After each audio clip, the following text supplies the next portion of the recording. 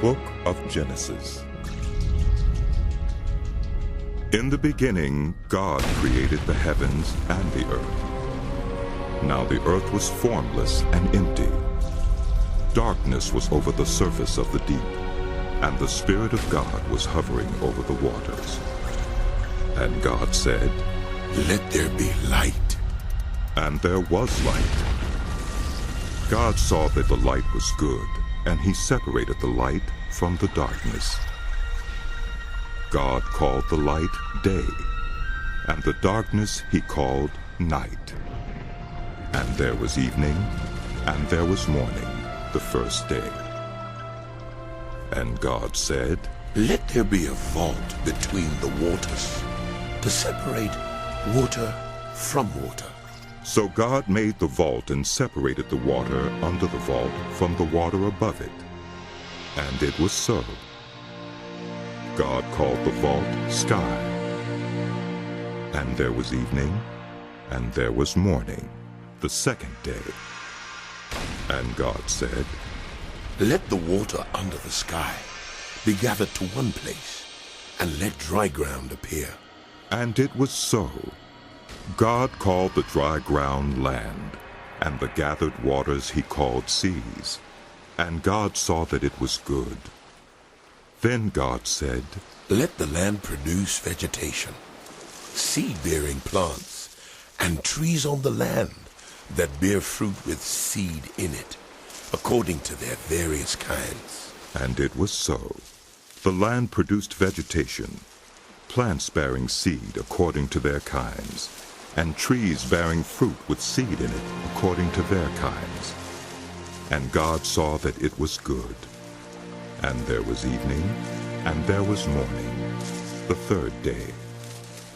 And God said, "Let there be lights in the vault of the sky to separate the day from the night, and let them serve as signs to mark seasons, and days, and years. And let them be lights in the vault of the sky to give light on the earth." And it was so. God made two great lights, the greater light to govern the day, and the lesser light to govern the night. He also made the stars. God set them in the vault of the sky to give light on the earth, to govern the day and the night, and to separate light from darkness. Yes, that's good. And God saw that it was good. And there was evening, and there was morning, the fourth day. Good. And God said, "Let the water teem with living creatures, and let birds fly above the earth across the vault of the sky." So God created the great creatures of the sea, and every living and moving thing with which the water teems, according to their kinds, and every winged bird according to its kind. And God saw that it was good. God blessed them and said, "Be fruitful, and increase in number, and fill the water in the seas, and let the birds increase on the earth." And there was evening, and there was morning, the fifth day. And God said, "Let the land produce living creatures, according to their kinds, livestock, creatures that move along the ground, and wild animals, each according to its kind." And it was so. God made the wild animals according to their kinds, the livestock according to their kinds, and all the creatures that move along the ground according to their kinds. And God saw that it was good. Then God said, "Let us make human beings in our image, in our likeness, so that they may rule over the fish in the sea, and the birds in the sky, over the livestock, and all the wild animals, and over all the creatures that move along the ground." So God created human beings in his own image. In the image of God he created them. Male and female he created them. God blessed them and said to them, "Be fruitful and increase in number. Fill the earth and subdue it. Rule over the fish in the sea, and the birds in the sky, and over every living creature that moves on the ground. Then God said, I give you every seed-bearing plant on the face of the whole earth, and every tree that has fruit with seed in it. They will be yours for food. And to all the beasts of the earth, and all the birds in the sky, and all the creatures that move on the ground, everything that has the breath of life in it, I give every green plant for food. And it was so. God saw all that he had made, and it was very good. And there was evening, and there was morning, the sixth day. Thus the heavens and the earth were completed in all their vast array. By the seventh day, God had finished the work he had been doing. So on the seventh day, he rested from all his work. Then God blessed the seventh day and made it holy, because on it he rested from all the work of creating that he had done. This is the account of the heavens and the earth when they were created, when the Lord God made the earth and the heavens. Now no shrub had yet appeared on the earth, and no plant had yet sprung up, for the Lord God had not sent rain on the earth, and there was no one to work the ground. But streams came up from the earth, and watered the whole surface of the ground. Then the Lord God formed a man from the dust of the ground, and breathed into his nostrils the breath of life, and the man became a living being. Now the Lord God had planted a garden in the east, in Eden, and there he put the man he had formed. The Lord God made all kinds of trees grow out of the ground, trees that were pleasing to the eye and good for food. In the middle of the garden were the tree of life, and the tree of the knowledge of good and evil. A river watering the garden flowed from Eden. From there it was separated into 4 headwaters. The name of the first is the Pishon.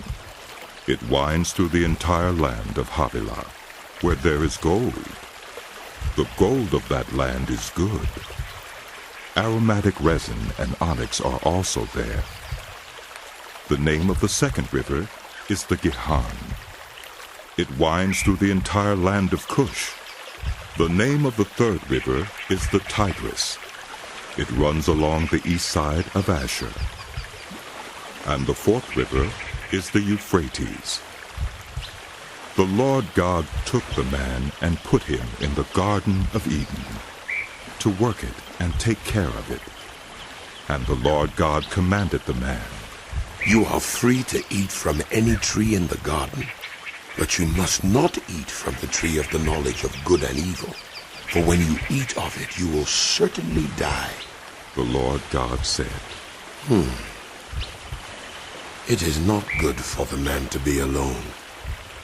I will make a helper suitable for him. Now the Lord God had formed out of the ground all the wild animals and all the birds in the sky. He brought them to the man to see what he would name them. And whatever the man called each living creature, that was its name.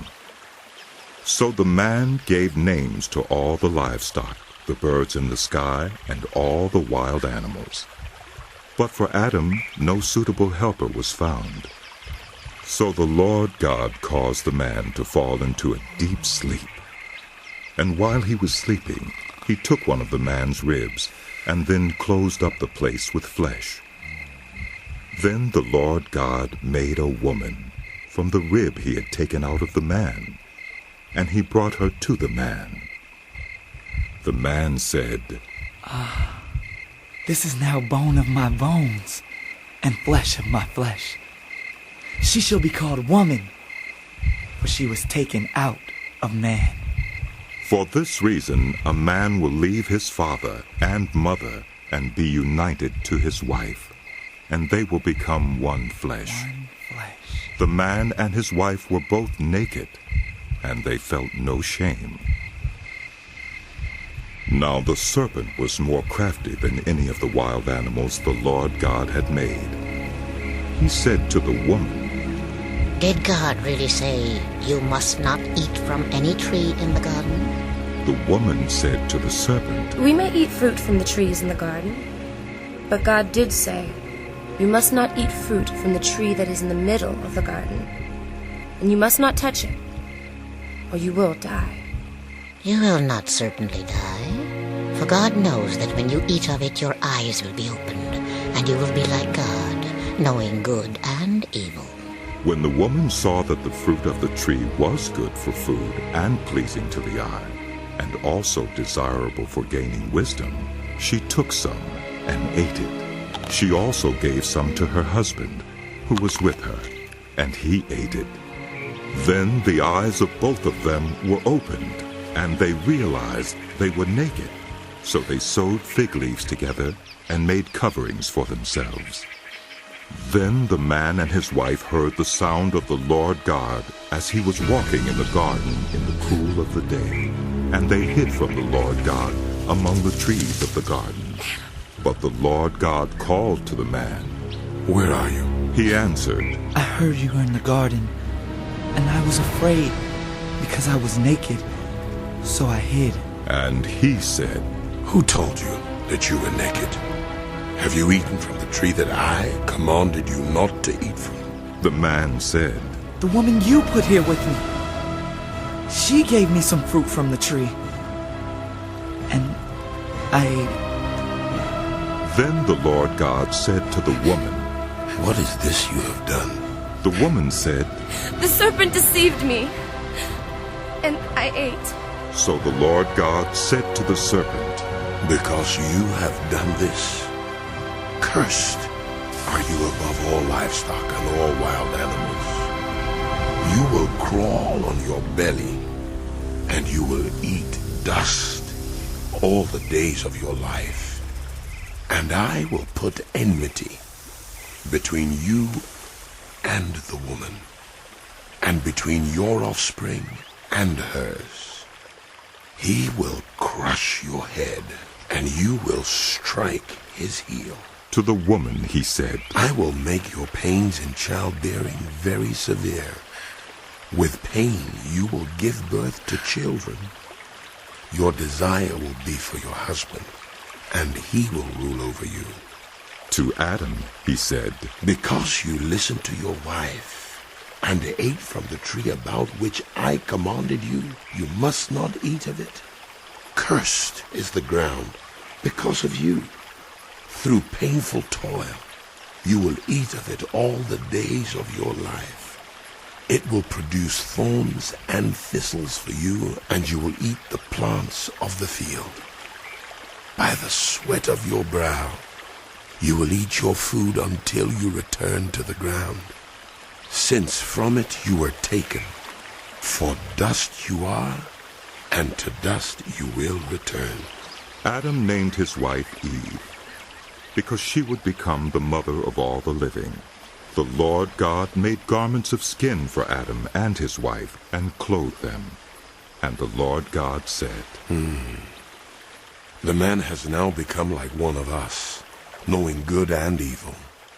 He must not be allowed to reach out his hand and take also from the tree of life and eat and live forever. So the Lord God banished him from the Garden of Eden to work the ground from which he had been taken. After he drove them out, he placed on the east side of the Garden of Eden cherubim and a flaming sword flashing back and forth to guard the way to the tree of life.